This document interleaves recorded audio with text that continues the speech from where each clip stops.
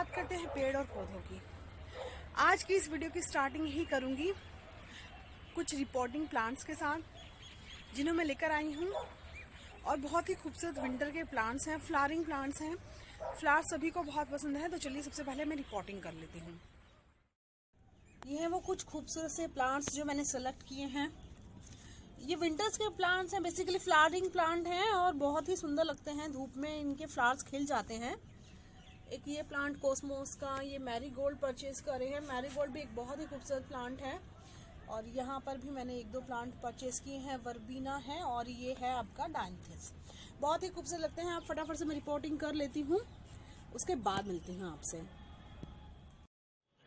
और last spring season में जब सर्दियां जा रही थी और सर्दियों के फूल भी खत्म हो रहे थे, तो मैंने कुछ सीड्स प्रिजर्व किए थे कैलेंडुला के। वही मैंने सारे यहाँ पर बीज बो दिए थे और बहुत ही बेहतरीन रिजल्ट के साथ इतने सारे प्लांट्स उगे हैं।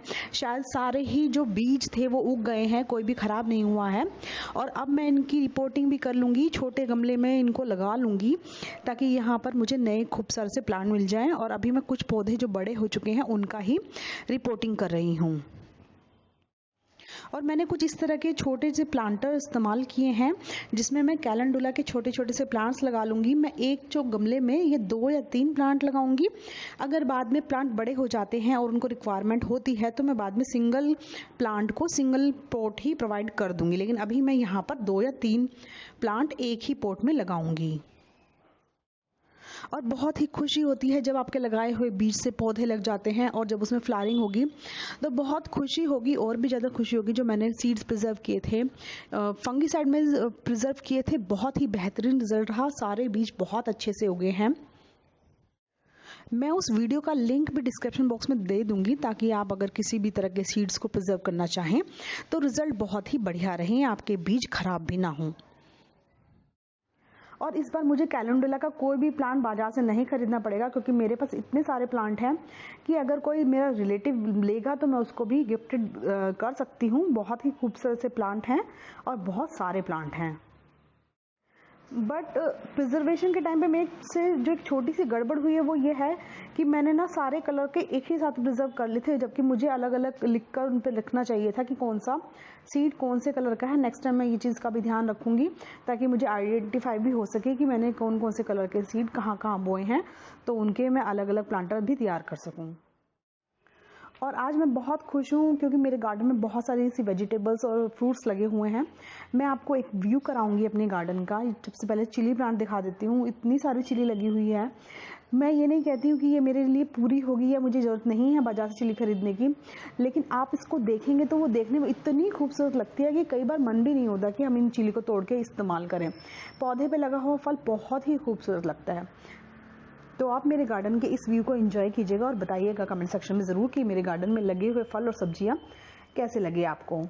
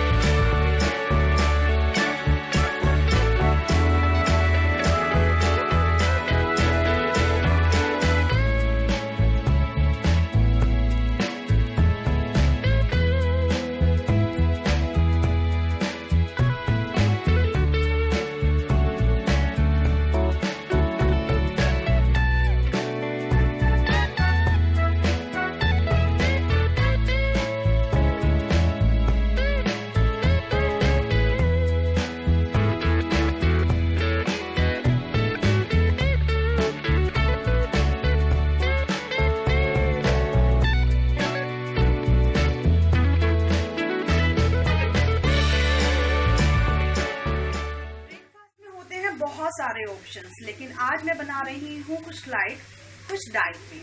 तो मैं बना रही हूँ पोहा। पोहा एक लाइट फूड में आता है और अगर आप चाहते हैं कि आपका वेट रिड्यूस हो या आप थोड़ा सा लाइट खाना चाहते हैं तो आप पोहे को अपने ब्रेकफास्ट में ज़रूर इंक्लूड कर सकते हैं।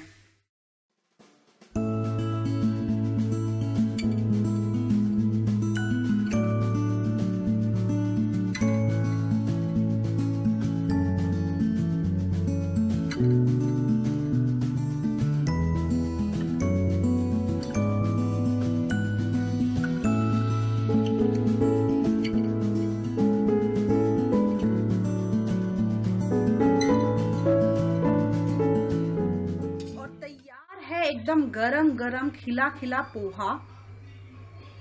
बस आप ध्यान रखिएगा पोर्शन का कि जब भी आप डाइट कर रहे हैं तो आप पोर्शन बहुत ही कम लें, ताकि आप जल्दी से इसके इफेक्ट को भी देख सकें कि आप लाइट फूड खाते हैं तो आप कितने जल्दी अपना वेट रिड्यूस कर सकते हैं। सर्दियों में ढेरों तरह की बढ़िया सब्जी आती हैं जो आपको बहुत न्यूट्रिशन तो होती हैं, साथ में ग्रीन लीफी वेजिटेबल्स भी होती हैं, लेकिन उनका सबसे बड़ा काम ये होता है कि उसमें काम बहुत ज़्यादा बढ़ जाता है। उसको साफ करो, उसको काटो, बनाओ, तो उसमें टाइम कंजप्शन बहुत ज़्यादा हो जाता है। मैं जब पालक लेकर आती हूँ, मैं हमेशा पालक पूरी की पूरी गड्डी लेकर आती हूँ। मैंने कभी भी उसको पालक को नहीं कटवाया है। मैं घर लाके उसको क्लीन करके वॉश करने के बाद बिना काटे ही उसको उबालती हूँ, क्योंकि इससे थोड़ा टाइम भी बच जाता है। लेकिन आप जब अच्छे से पालक साफ कर लेते हैं तो उसमें सेटिस्फेक्शन भी रहता है, क्योंकि बाहर से कटवाने पे कोई कीड़ा या कोई गलत पत्ते या गंदे पत्ते, पीले पत्ते, वो सबसे आप बच सकते हैं। तो हमेशा इसी तरह से पूरी गड्डियाँ खरीद लेती हूँ, कटवाती नहीं हूँ, क्योंकि कटवाने से आप सफाई नहीं देख सकते हैं, पत्तियाँ भी कट जाती हैं और कोई कीड़ा हो वो भी आप ध्यान नहीं दे पाएंगे। इस तरह से पूरी पूरी पत्तियाँ साबित होती हैं। तो हम इसमें यहाँ पर जितनी भी गलत चीज़ें होती हैं, जो इसमें गंदगी छुपी होती है या फिर कोई कीड़ा हो या कोई घास फूस हो, पीली पत्तियाँ हो, वो सब हमें आराम से नज़र आ जाती हैं और हम उनको हटा सकते हैं।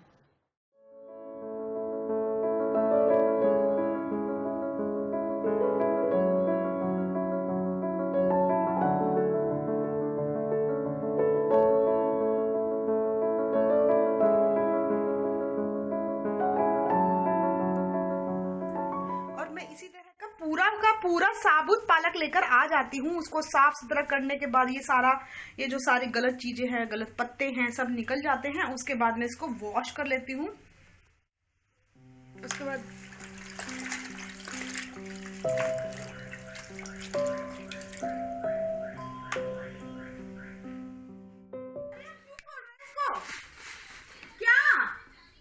क्या चाहिए लड्डू? तो क्यों खोल रहे हो इसको अभी?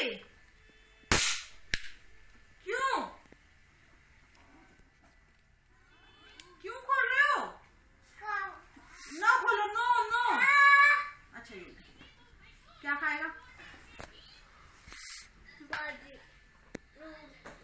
कितने लड्डू खाएगा? तो पहले भी खा चुका।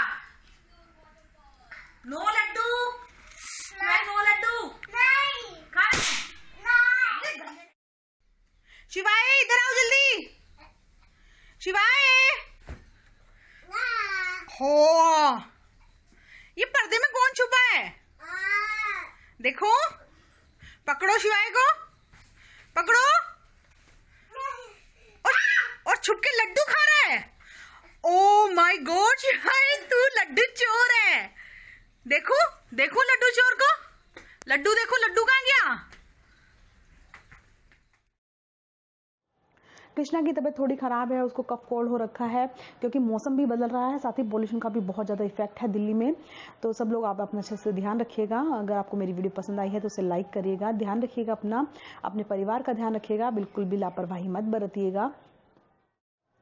और चैनल को सब्सक्राइब अभी तक भी नहीं किया है तो जल्दी से मेरे चैनल को सब्सक्राइब कर लें।